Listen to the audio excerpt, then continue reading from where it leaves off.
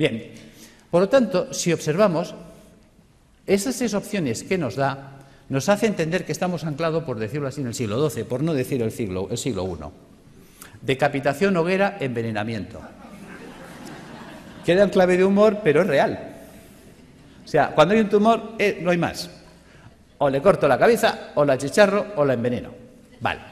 Pero si pensamos como en el siglo XII, aunque la escena que os he puesto pertenece, creo que es al siglo I, nos encontramos que si pensamos como en esa época, nos queda una cuarta vía que la estamos olvidando. ¿Qué podían hacer con un enemigo difícil de batir? El asedio. ¿Os acordáis? Numancia. Le quitamos el agua, le quitamos la comida, y sin agua, sin comida, esperar, que se muere solito. Bien, eso sería la apoptosis. ¿Cómo acorralar el tumor? Pues alcalinizando al paciente, puesto que el paciente ya que está muy ácido y el ácido me está desencadenando el problema, vamos a alcalinizarlo. Resulta que sabemos que la célula tumoral para poder vivir necesita mucho sodio. Resulta que al paciente hipertenso le decimos come sin sal, al paciente cardiópata le decimos come sin sal, al paciente que está mal del riñón, al nefrópata le decimos come sin sal. Pues digamos al oncológico que coma sin sal, puesto que la célula tumoral necesita mucha sal para ser muy alcalina en su interior. Si le quito la sal, lo hago polvo. Luego, utilizar enzimas proteolíticos de acción selectiva. ¿Qué es un enzima proteolítico de acción selectiva? Una enzima que destruye proteínas, pero no todas. ¿Cuáles? Las dextro. Resulta que la célula tumoral, para vivir, ha tenido que desarrollar un tipo de proteína que es la dextro. Fijaros que en el cuerpo todos los aminoácidos son L-metionina, L-cisteína, L-arginina. ¿Por qué? Porque nuestras proteínas son levo, pero las proteínas levógiras son estables en un medio alcalino, en un medio ácido no son estables. Luego necesito una proteína estable en un medio ácido, la dextrógira. Vale, pero si yo pongo a circular enzimas proteolíticos de acción selectiva que destruyan a esa proteína, ¿ves? Ya le he quitado el sodio, le he quitado la comida, le quito los ácidos.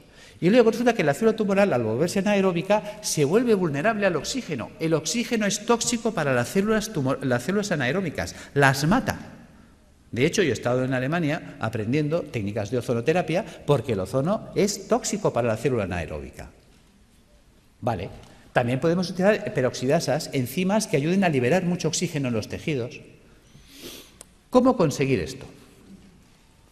¿Cómo vamos a alcalinizar al paciente? Recuperando la función del hígado y del riñón y del pulmón, eliminando las toxinas acumuladas en el espacio intersticial. ¿Cómo lo vamos a hacer? Pues con dieta alcalinizante, con hidroterapia, con tratamiento natural y con tratamiento físico. ¿Veis? Si yo utilizo quimioterapia solo, ¿cuántos pilares tengo? 1. Mientras que si uso dieta, baños, tratamiento natural y tratamiento físico, ¿cuántos pilares tengo? 4. Es más estable. Esa es la idea. Que entendamos qué es la dieta, que nunca se nos habla de ella, qué es la hidroterapia, la gran olvidada. Hasta se me ha llegado a decir que esto no es científico. Y me lo han dicho médicos, esto de los balnearios, esto no es científico. Y resulta que existe en la Universidad Complutense una cátedra de hidroterapia médica, de hidrología médica. O sea, ni siquiera sabemos lo que tenemos en nuestras propias universidades. Y es de las mejores cátedras que hay en Europa. Cuando te mueves fuera, te hablan, oh, la doctora Bacaicoa. ¿Y tú quién es la doctora Bacaicoa? Hasta tienes que empezar a buscar y pues dices, ¡san Dios, tengo que conocer a esta mujer!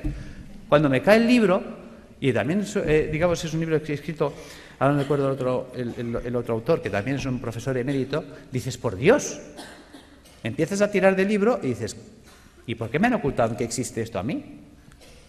Bien, seguimos. ¿Qué es esto de las plantas y qué es esto del tratamiento físico? Vamos a entrar ahí. ¿Por qué dieta? Muy importante. La dieta cárnica es acidificante de la orina. Si yo me como carne, mañana estoy haciendo pis de carácter ácido. Mientras que si yo como vegetariano, mañana estoy haciendo pis de carácter alcalino. ¿Qué quiere decir esto? Que la dieta vegetariana me alcaliniza. Vale.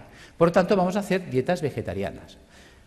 ¿Veis? Un filtro sucio no es un filtro roto. Un filtro sucio se puede lavar. ¿Y con qué se lavan las cosas? Con agua. A veces tan simple que es no nos lo podemos creer. Resulta que el 95% de la fruta y la verdura es agua. Con la dieta vegetariana se lavan los filtros. ¿Veis? Ensalada, bistec y fruta. Quito el bistec. ¿Qué me queda? Ensalada y fruta. ¿Veis? ¿Os suena los viernes no comer carne? Claro que os suena. Que la gente dice, uy, eso es cosa de curas. Claro, y la palabra cura viene de curar. Mens sana in corpore sano.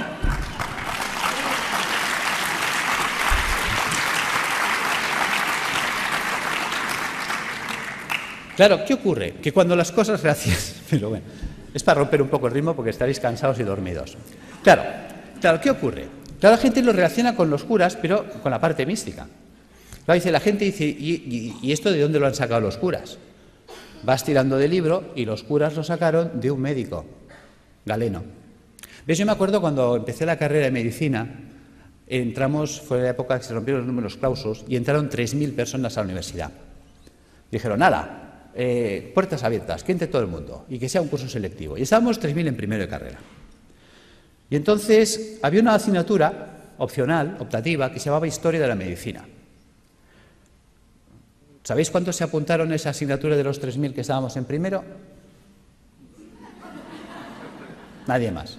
Con lo cual me fue genial, porque tuve un catedrático, clases particulares para mí solo. Y ese hombre, que fue el doctor Felipe Cid, al cual le tengo un recuerdo maravilloso, me dijo, te voy a citar una frase de Napoleón para empezar tu formación en Historia de la Medicina. Hay de aquel pueblo que olvida su historia porque está condenada a repetirla.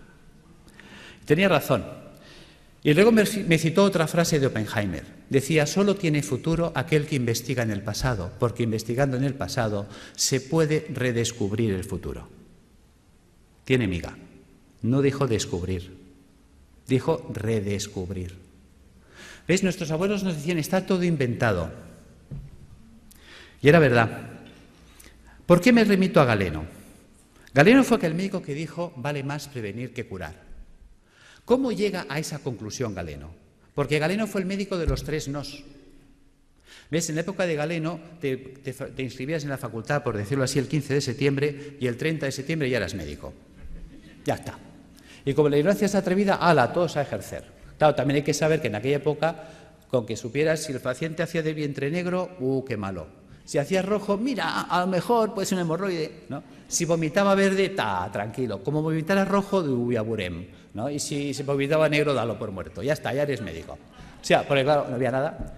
¿Cuáles son los 3 grandes nos de Galeno? Él sale, se sienta, como hombre sabio que fue, y por eso nos acordamos de él, y dice, primer no sé medicina.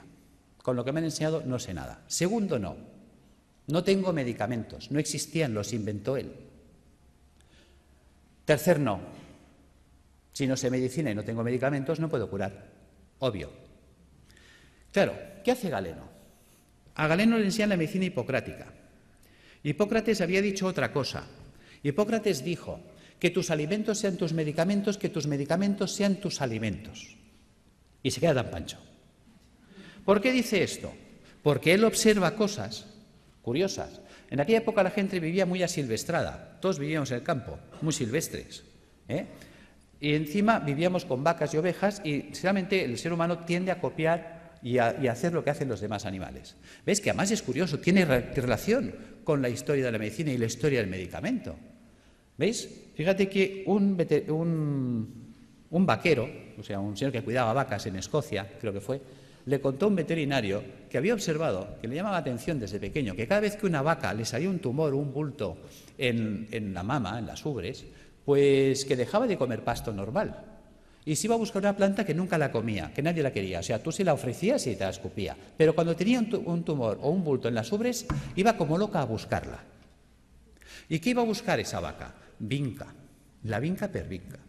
Resulta que el veterinario no deja en saco roto el comentario del pastor, sino que coge esa planta y se la lleva a la universidad y la analizan. Y se dan cuenta que es verdad que en la vinca existe un principio activo antitumoral. De ahí salió la vincristina. ¿Os suena?